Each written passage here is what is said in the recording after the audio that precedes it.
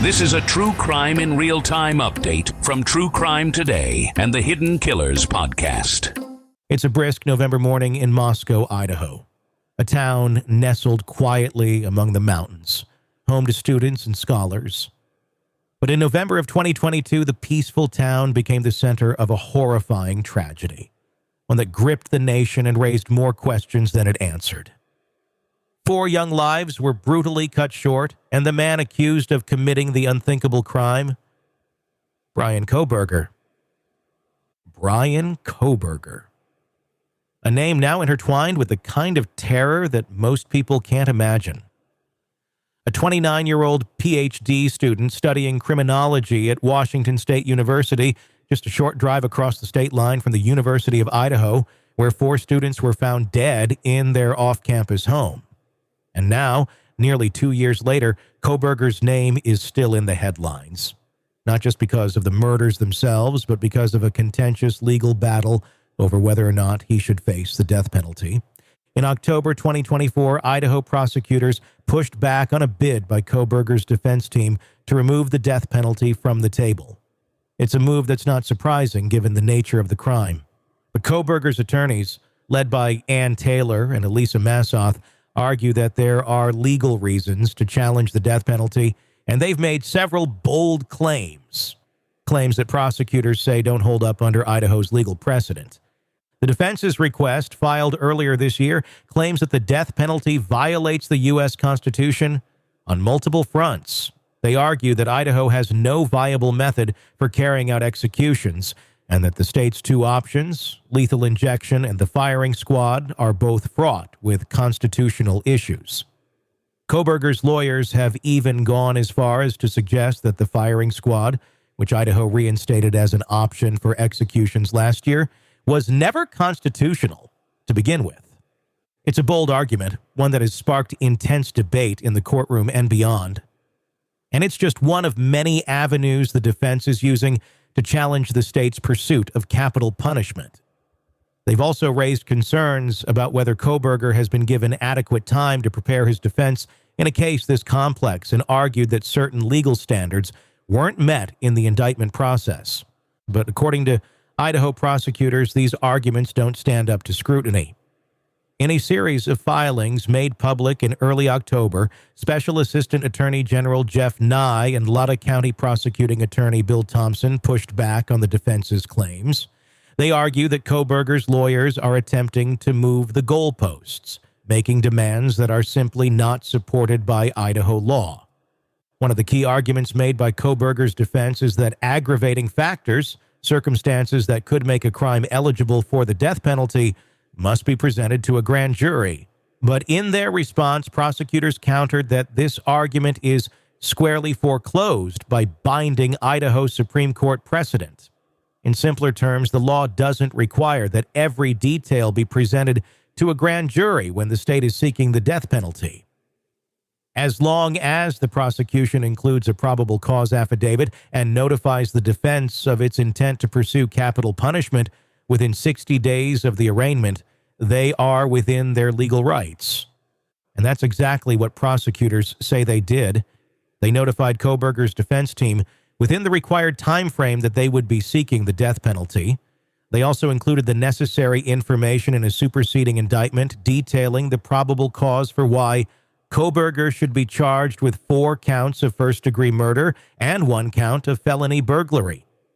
It's a legal back and forth that's become increasingly common in death penalty cases where defense teams look for any possible angle to challenge the state's decision to seek the ultimate punishment. But in this case, prosecutors argue the defense is asking for something that the law simply doesn't require. There's also the issue of the expert testimony that Kohberger's defense team wants to introduce. Specifically, they want to bring in an expert to testify in constitutional issues surrounding capital punishment. It's not an uncommon tactic in cases like this. Defense teams often look for ways to challenge the death penalty on constitutional grounds, especially in states where the execution methods themselves are controversial. Idaho's 2 current methods of execution are lethal injection and the firing squad. Lethal injection has come under intense scrutiny in recent years due to a number of botched executions where the drugs used either didn't work properly or caused excruciating pain. The firing squad, meanwhile, is a method steeped in both history and controversy. Idaho reinstated it last year, and it remains one of the few states where it's still an option. Kohberger's defense team claims that both methods violate the Eighth Amendment, which prohibits cruel and unusual punishment.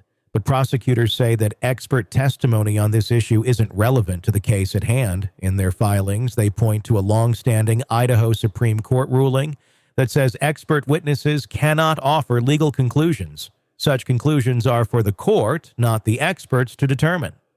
It is now well established in Idaho that testimony containing conclusions of law by an expert witness is generally inadmissible, Thompson wrote, citing the state's legal precedent in Ibarra versus Bedke. In other words, the defense's request to bring in an expert to testify on whether Idaho's death penalty violates the Constitution is likely to be shot down. Still, the debate surrounding Idaho's execution methods continues. After the state reinstated the firing squad as a legal option, some legal experts argued that despite its violent and archaic nature, it might actually be more humane than lethal injection. Fordham Law School.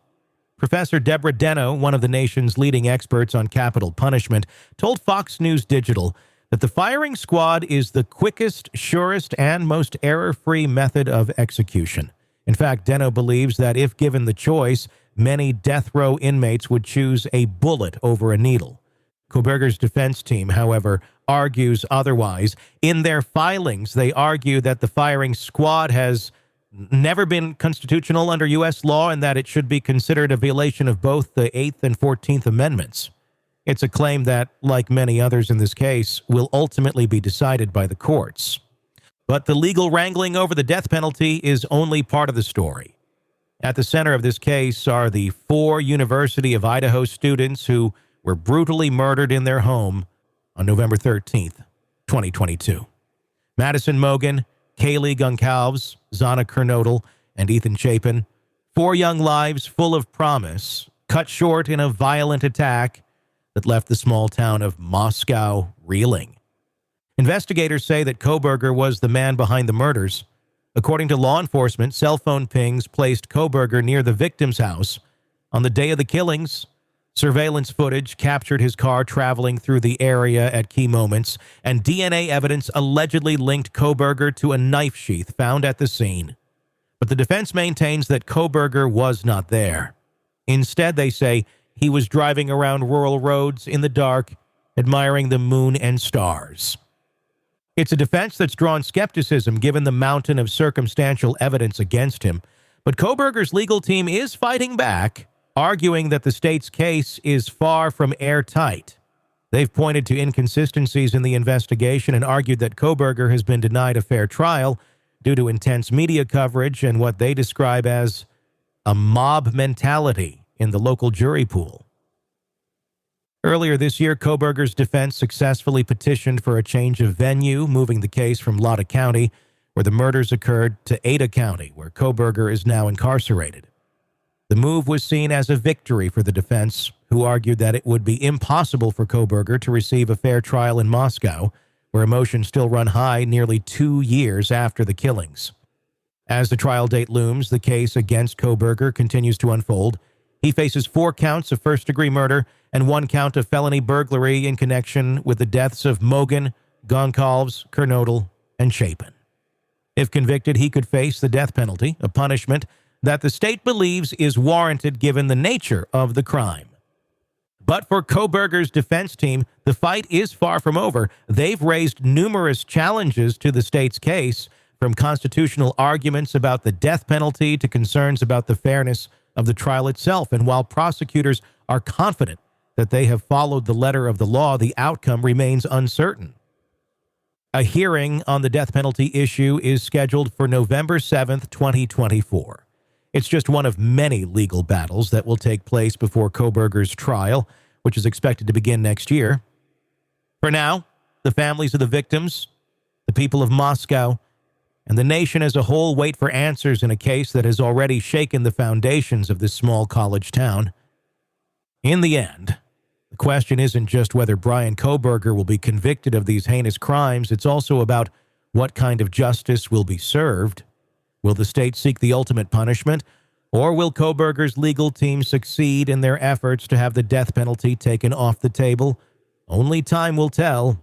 In a world where the darkest secrets lie just beneath the surface, They said it was an accident, but the evidence says otherwise. where hidden killers roam unnoticed in the shadows. I think you would definitely be looking at a blend of toxic, very bad narcissistic personality traits, and they will be vengeful and possibly resort to violence. Join Tony Bruschi as he uncovers the truth behind the most chilling cases. They said it was an accident, but the evidence clearly says otherwise. Each episode, we dig deep into the minds of those who commit the unthinkable. To your point on narcissism, he thinks in his own mind how witty he is. Yeah. But he lost that jury. I was done with him in 2 minutes. From unsolved mysteries to infamous crimes. Geez, you've just talked about how you've taught yourself how to do everything under the sun. I bet you did a YouTube video, how to best kill somebody with a knife. Hidden Killers with Tony Bruschi takes you where few dare to go. How does someone with such a dark secret go unnoticed for so long? With multiple new episodes every single day. We're not just telling stories, we're seeking justice. Listen now on Apple Podcasts or wherever you get your podcasts. Just search for Hidden Killers with Tony Bruschi.